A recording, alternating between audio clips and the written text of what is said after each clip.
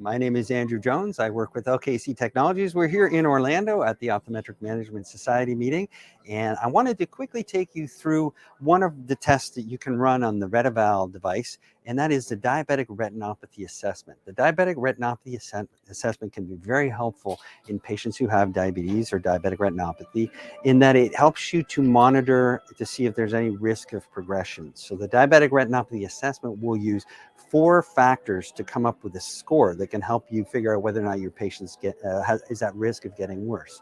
The score is made up of the implicit time or speed of response in the best eye tested, the amplitude or strength of response, the pupil response to two different strengths of light, and also the patient's age. The diabetic retinopathy then uses an algorithm to take all of those 4 factors and create a score. And that score, any score that's higher than 23.4 puts the patient at an 11 times greater risk of having a vision threat or a need for a vision-threatening diabetic retinopathy intervention over the next 3 years. So it can be a very valuable tool for managing your diabetic patients. So the RETeval device is this device here. It's the only handheld, truly portable ERG device on the market. And I'm actually going to do a test. I have my volunteer Jenny here helping me out today. And we're going to actually show you how to do the diabetic retinopathy assessment test. So I'm all set. I have the device set to diabetic retinopathy assessment. I'm going to do new test. I'm going to put in a patient ID. So it's any number or alphanumeric combination that you can put in to identify the patient. And I also put in the patient's year. So I'm going to put in Jenny's birth date, and I put that in the device. The device is ready to go. I put this aside, and I'm going to do skin preparation. That's very important with this test. You want to make sure that you remove any oils or makeup or anything that's going to impede the connection between the electrode sensor strips and the patient's skin. So I put a pea-sized amount of new prep gel on a gauze pad here, and I'm basically going to rub underneath the eye all the way out to the temple 4 or 5 times. And then I'm basically going to switch over, put some more new prep gel on the gauze pad, and I'm going to do the other eye. And back and forth about 4 or 5 times. Just make sure that you have a good connection. You make sure you remove any makeup or oils that are existing underneath the eye. And then I dry it off with the dry portion of the gauze pad here. And then I'm going to go over and I'm going to grab the patented electrode sensor strips, basically open up the sensor strips. And they have 3 electrodes on each sensor strip. This is the active electrode, the ground electrode, and the reference electrode. Handle them by the tab here. Pull them off here. And Jenny, if you can just look straight at me, I'm going to make sure I put them in the right spot. Move your hair a little bit. There we go. Make sure there's no hair in between the connection. And then I go over and I do the other eye. Oops, sorry. And make sure I get that in the right spot. There we go. All right, all set.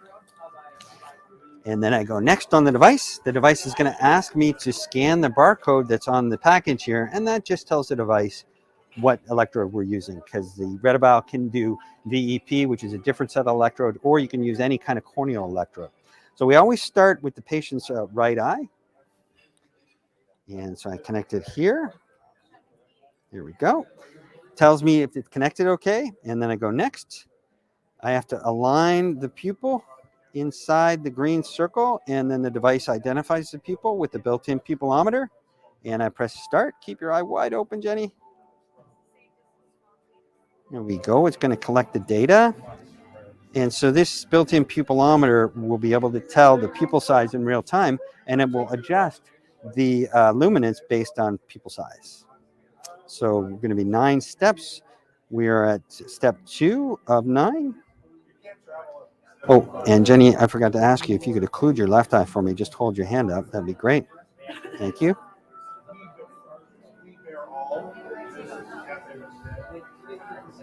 All right, you're doing great. You're halfway through.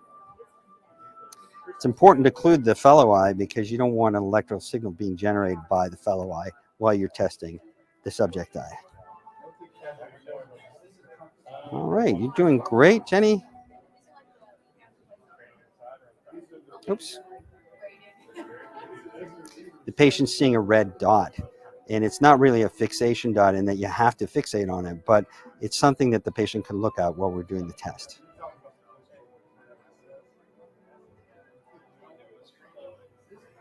All right, you're doing great.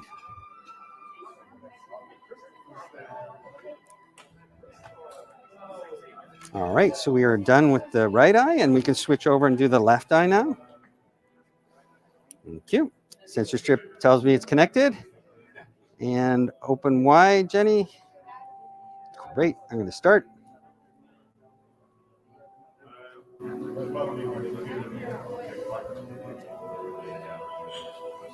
All right, it's doing great.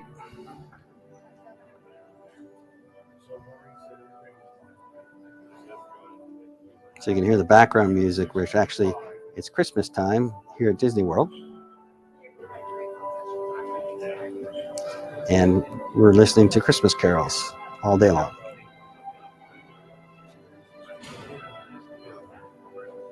All right, we are at stage 3 of 9, 4 of 9. If for any reason the pupil goes outside of the green circle, the device RETeval will pick that up and will remind the technician to make sure you reorient the device. If the patient has droopy eyelids, which Jenny doesn't have, but sometimes they may, you may have to remind them to open up wide. But in this case, you're doing great.